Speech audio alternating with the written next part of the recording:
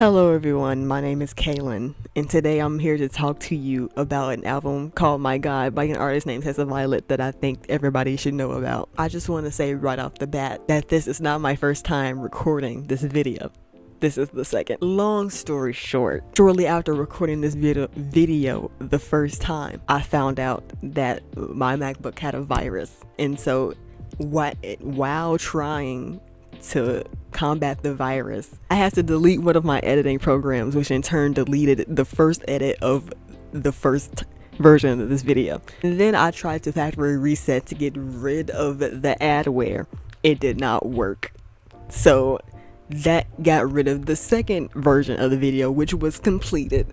I had edited it completely and now it's gone. We're back recording this again. If this in any way feels inauthentic, that is why. I'm gonna try to repeat as much of the things that I said in the last video. So if I seem generally mad or pissed at any point in this video, you now know why. It's not directed towards you, the audience. It's not directed towards Tessa or her music. It's because it's directed towards me, because I'm an idiot. And if anybody out there ever experienced the Google redirects to Bing virus, then please let me know how you got rid of it, because I have exercised every single option and it still has not worked. Anyways, this one should go by quicker. I actually have an idea of what I'm gonna say, and I promise that most of my videos will not sound this scripted, you know. I've always wanted to have a channel where I talked about smaller artists' music and albums and do like an introduction, introduce you to them and encourage you to go check out their music. So this is the first one I'm doing. Hopefully this goes well. I've tried YouTube so many times and it hasn't worked out, but this feels right. And maybe later on I can branch out to like TV shows and movies and K-dramas and stuff like that. I would love to do that, be like pop culture oriented. But today we're here to talk about Tessa Violet and her new album called My God. So let's start out with a brief introduction to Tessa. She started out as a YouTuber. She made sketches, she vlogged, she did comedy music videos. In 2010, one of her comedy music videos went viral. It was like Harry Potter. I'll put the title in post. She also in 2010 won in $100,000 YouTube competition for having the most comments on a video, which is a crazy fact. In 2014, she released her debut album called Maybe Trapped Mostly Troubled, which, fun fact, is not on Apple Music or Spotify, so I have no idea what happened to it, but it exists. And her most popular, most well-known song that people will probably know but not know who it's by is called Crush.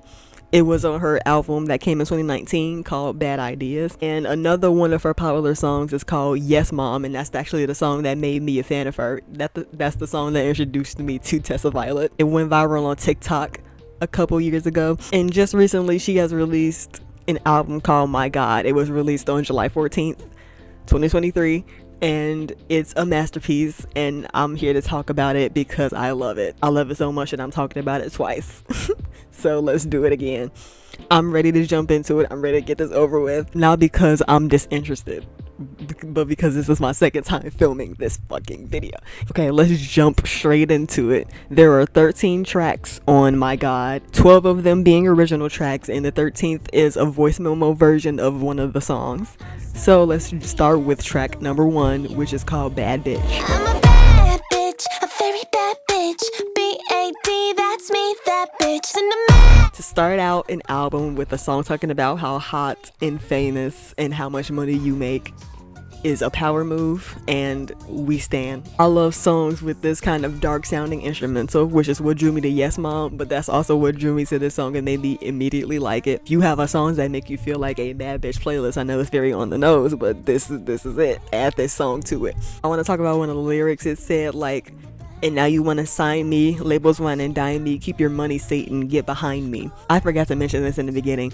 I am not a music expert. I did not study music. I did not go to school for it, nor am I a lyric expert. So what I think that lyric is trying to say is that labels are more evil than the devil himself, that she has to protect the devil from the labels. She goes 100 million streams, wrote it in a day, which I believe is a reference to Yes Mom.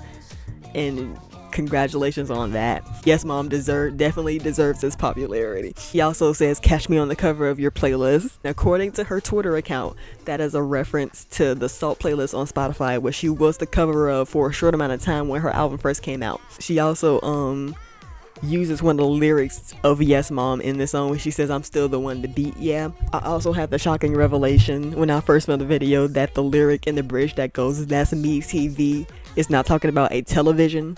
TV stands for Tessa Violet, which is her name. Shocking. But she also goes that's BBE, and I don't know if I'm stupid, but I'm not quite sure what that's supposed to stand for. In the first version of the video I said I thought it was like big boob energy. But maybe it's big boss energy. I don't know. It's one of those. I know it has to be big something energy. But yeah, that bitch is just an immediate hit. She did release a music video for this song, so please go check it out. Let's move on to track 2, which is called My God, the title track. Keep it up, I'ma see the light.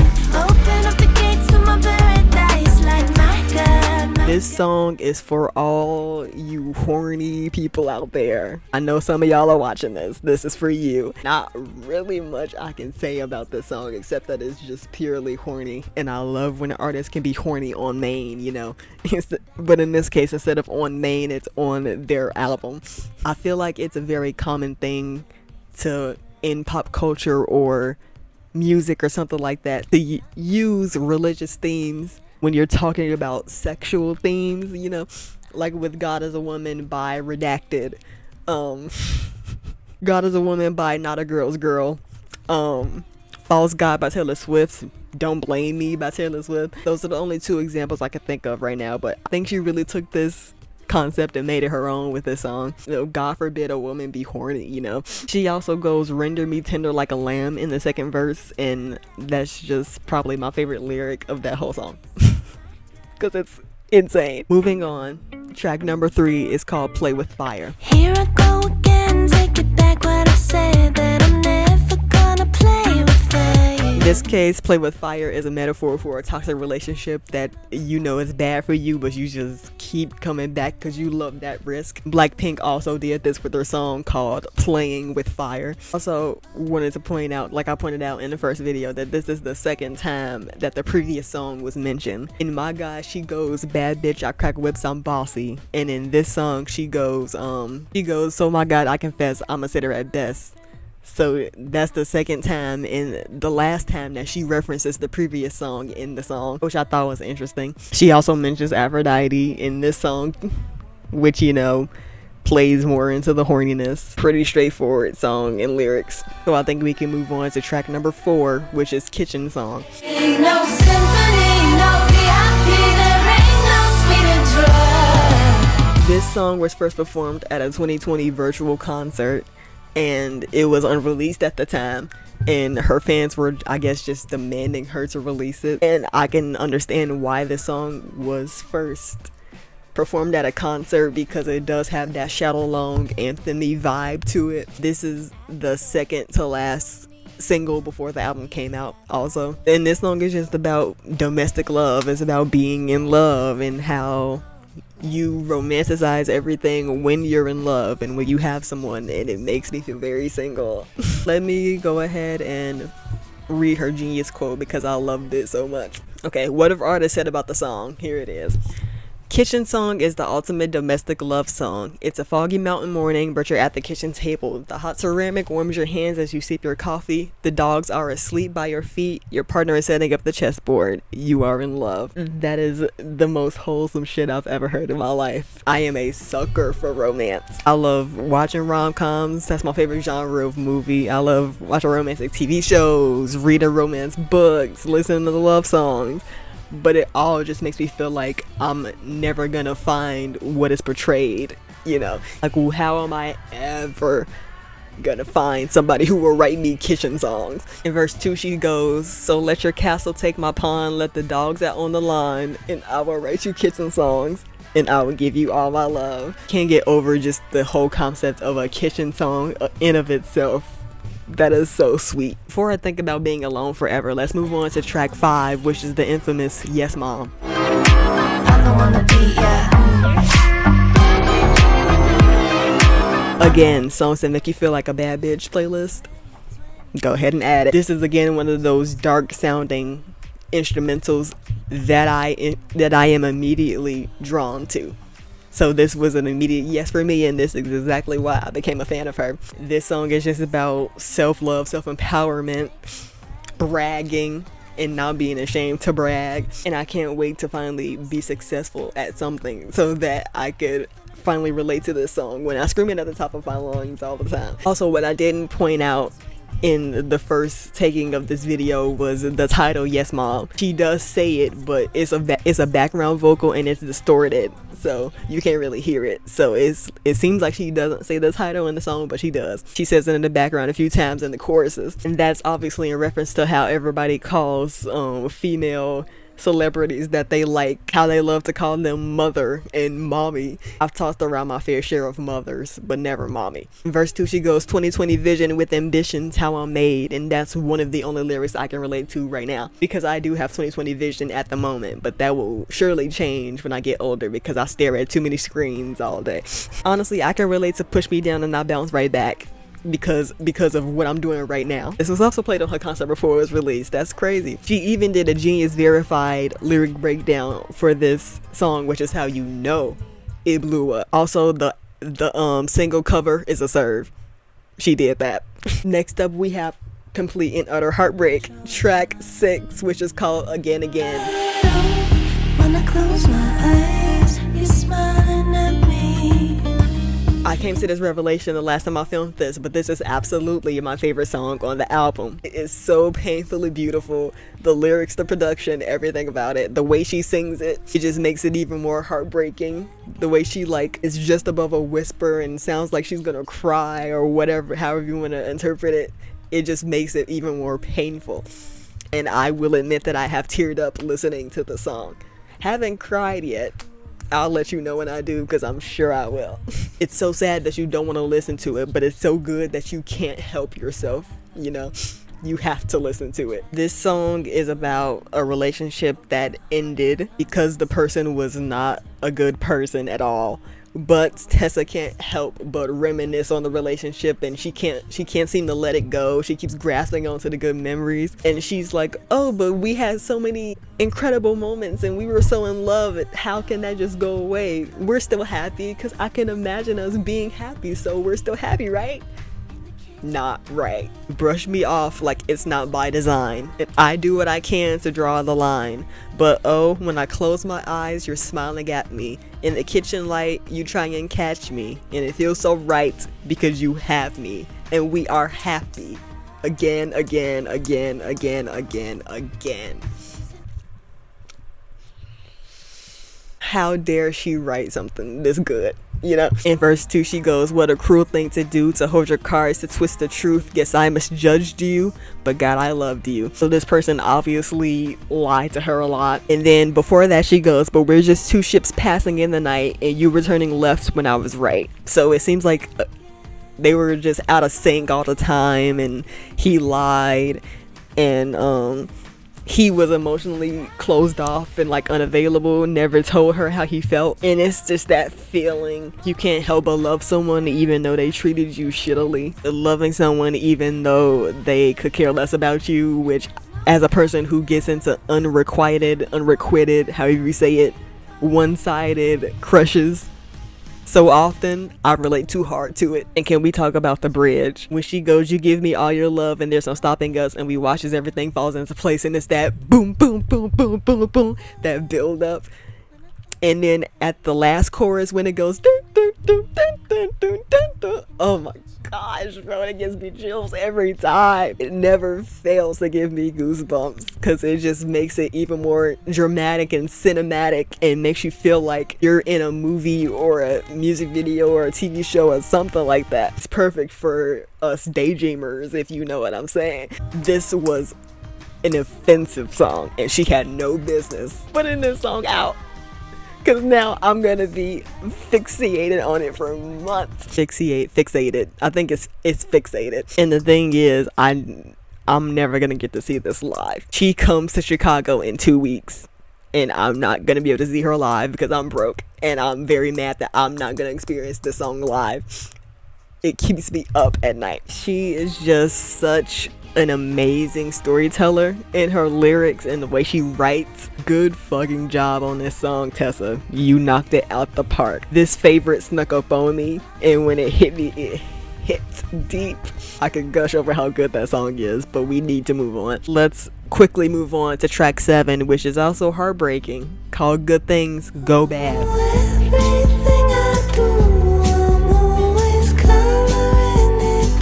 This song has been very relatable over the past few years for me. It's probably the song I relate the most to on the album. Well, probably, yeah. This song is basically about having that glass half empty pessimist mindset, always expecting the worst from every situation. In verse 1 she goes, but still I'm always looking for the bad. Like if I collect it all, then maybe I won't be so sad. Thinking that if every single bad thing in the world happens to you, then you'll be immune from it, and the next time something bad happens, you'll just be like, whatever.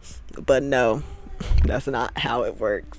Bro, I get nervous thinking you're the one. Like the moment I fall, the moment you run. So I tie down my shoes and turn to dust because if I never fall, then I never need to trust. She cannot be serious right now. It's just offensive lyric after offensive lyric, and it just keeps going. And the chorus goes, oh, everything I do, I'm always coloring it blue. Like I don't know how to not be sad. How to not be so sad. And yes, I know it's true that it's not helping me get through, but I've got a knack for figuring out how good things go bad.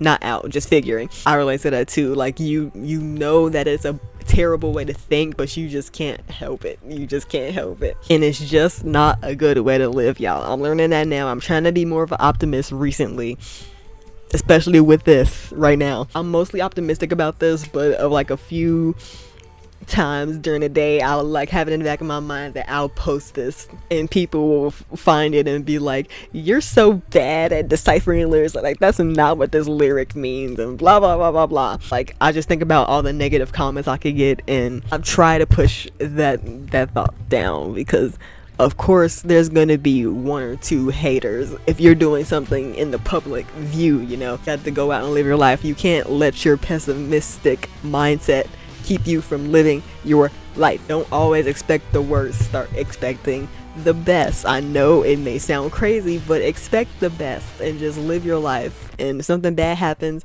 don't let it tear you down. Don't let it destroy you. Take the lesson. Move on to better things. Let's move on to track 8, which was also one of the singles for this album, called Breakdown. So throw your hands up if you're feeling it too. We're getting banged up. Side note, I'm kind of mad that she changed it from being all capital to just regular. I missed the all caps from the single. This song obviously came out after Yes Mom. It was the second song I heard from her, and it basically solidified my fan status. As soon as I heard the song, I was like, yep, I love this girl. And I also relate to this song, which is why I was conflicted on saying that I related to the last song. The song is like about you're having a breakdown while you're talking about being in the process of having one. Like you're having one while talking about having one, you know. Verse 1 she goes, and every day is the same, feel like I'm going insane, the only friend I have is my phone. It's too true, and that's exactly why I love this song. And also like I like just sigh whenever I hear this lyric because it's too true for me right now. I also just want to mention verse 2, last line. She goes, I went to hell but now I'm coming back.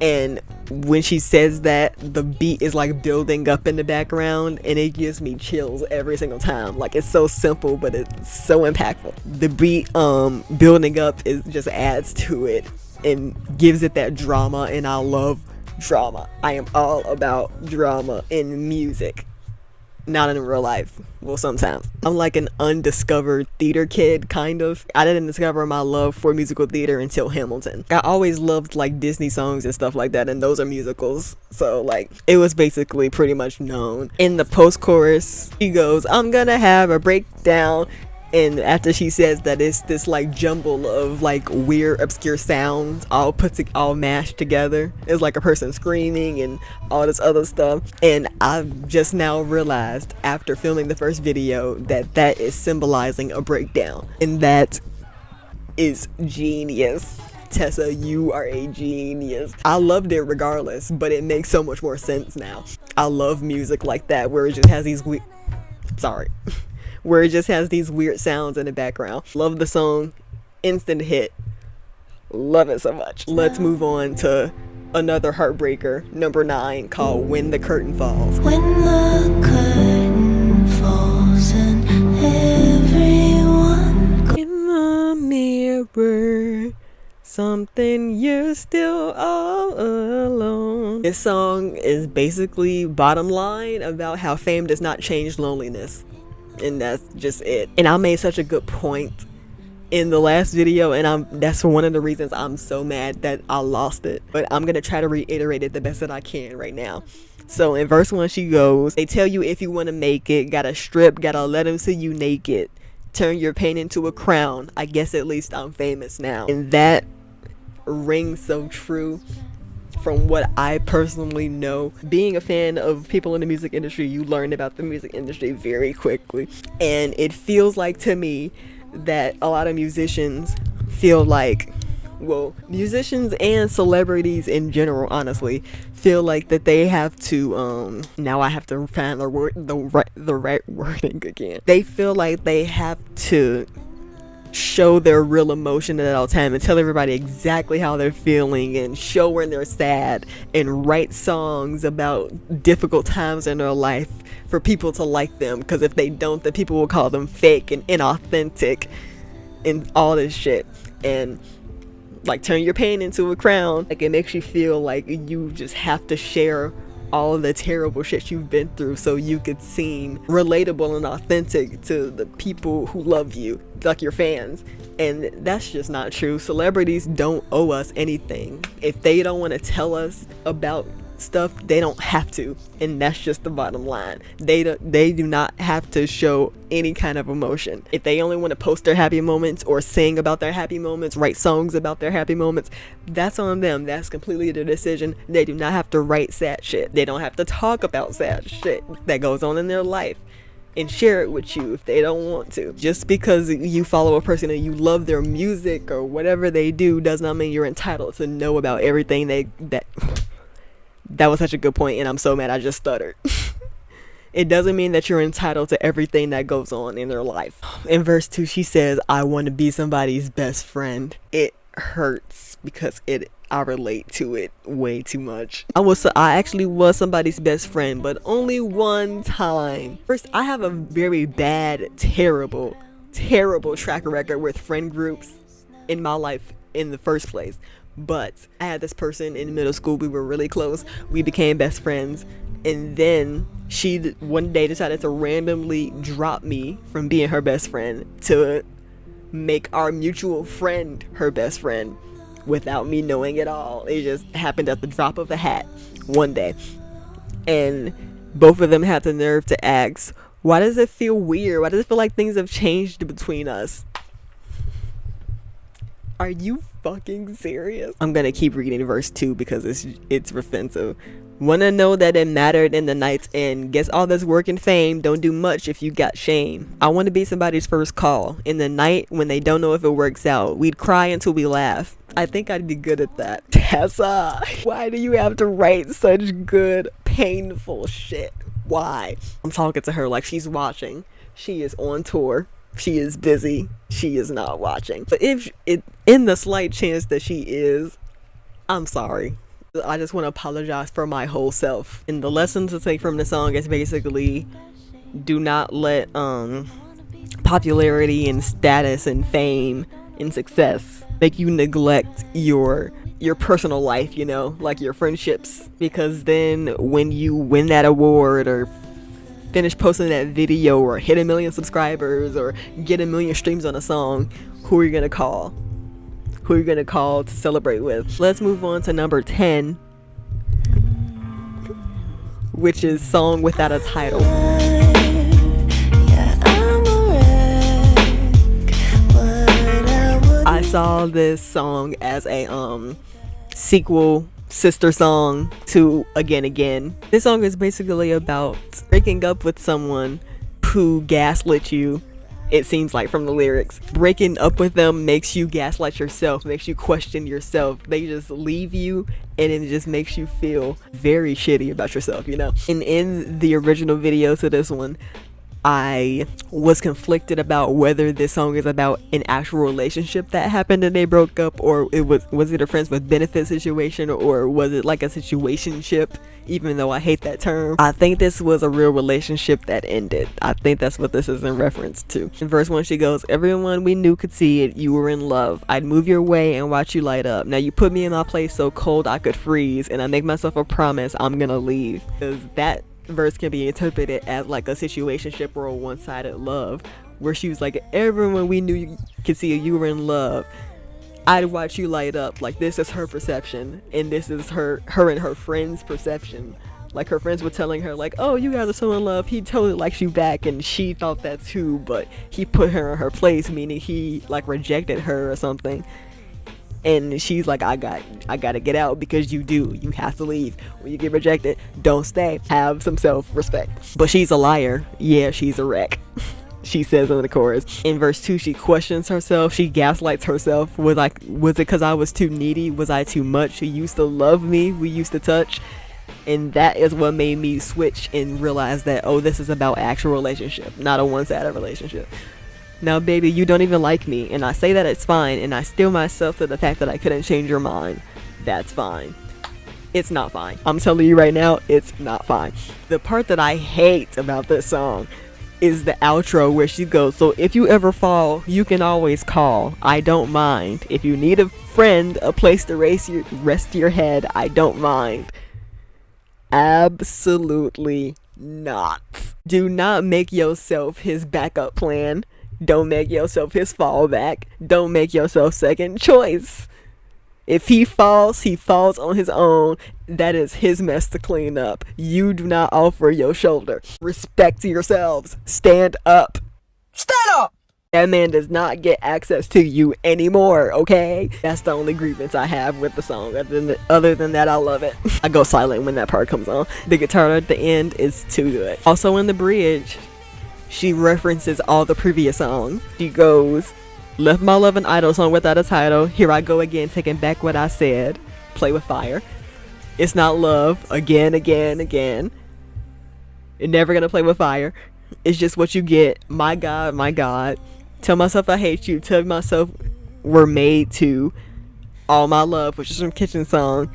And then she goes, my God again. So she references all the previous songs. Not all of them. She only does 3. She does 3. She references 3 of the previous songs. I was trying to see if there's any significance in the song she referenced. And kind of, yes. And she goes, play with fire, which is obviously about a toxic relationship, and this obviously was a toxic relationship. She references Again Again, which is also about a toxic relationship. The one that I said was the sister song. She references Kitchen Song, which is one of the love songs, one of the only not sad love songs on this album, I should say. And I think she references Kitchen Song because she's still in that like delusional state of thinking that it's love. So she references Kitchen Song because, like, you know, she still has that thing in the back of her head that perceives it as love, like that delusional little part of her brain, which I can relate to a lot. Even though it's my whole brain is delusion. What's that Taylor Swift lyric? Did you know the girl who lives in delusion or something like that? That's me. And she references my God probably because they, you know, had sex as you do in some relationships, you know. But ladies, I'm gonna repeat it, don't make yourself second choice. Don't be weak in the knees for these men, for these dusty men. Let's move on to track 11, which is called I Don't Know Who I Am Without You. I don't know who I am without you. I don't know how to sing. We love it when an artist gets to have their disco moment, and she definitely had hers with this song. This song is too good. I think I'm kind of addicted to it. The song is pretty self-explanatory. She does not know who she is after breaking up with somebody she was dating. And that's a lesson to not let your personality get wrapped up in the person that you're dating. Be your own person. Learn how to be your own person even when you're in a relationship. Gives off Ann Perkins vibes from Parks and Recreation. My absolute favorite part of this song is the bridge. First of all, the drums. The drums in the background make you feel like you're at a concert, and I love that. And she goes sharp like the water in my lungs as it filters out the sun, and I realize that I will never see that light again. I command my voice to laugh so that you won't hear it crack, so I can hold it back. And after she says that, and also after the drums, it goes dun dun dun dun. That's that cinematic thing again. I love that. And then all of it cuts out, and she goes into this like whisper singing thing where it sounds like she's on the verge of tears, and like she let her voice crack. She said she didn't want her voice to crack. She wanted to hold it back, but then it did because she couldn't help it. She's so smart. And that's also very heartbreaking too and offensive. This is definitely a sad song disguised as a happy song. It has its disguise in the beginning, but at the end of it, when her voice cracks, it takes off the mask and it shows it for what it really is, which is a sad ass song. And I understand breakups can be debilitating even if you are your own person. I understand that, and that's probably what this is in reference to, but still, don't be Ann Perkins. Don't let your personality get wrapped up in who you're dating. We're on to the last song. Track 12 is You Are Not My Friend.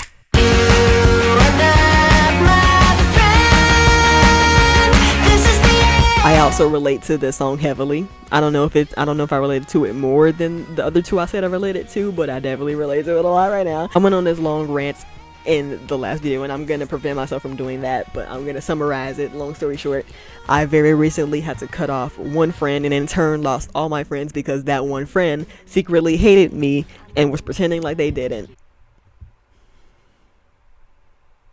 So yeah, they were trying to pretend like they didn't, but it was very blatantly obvious, and I realized that after I got out the friendship. Although this is not usually my style of song, I did connect with the lyrics very deeply when I first heard it, and then that's what made me grow fond of it. I would just like to thank Tessa personally. I know she's still not watching this, but you know, it just feels like she specifically released this song just for me because it came out right as that whole thing was happening, and I was like, oh, did she just read my mind? In the first video, I interpreted this as talking to somebody she used to date, but this could also be like a friend, like an ex-friend. Some parts of it makes it feel like it's about an ex, but I think it's about an ex-friend. Flashback, summer in the city of dreams, you sulk quiet as a way to be mean. That feeling of like when you talk, if the person that you know is pretending to be your friend is like radio silent and pretending like you just don't exist, but when somebody else talks, they talk to that person like nothing happened. What a day in my favorite town, going out but you bring me down. I've been quite depressed these past few years ever since I dropped out of college,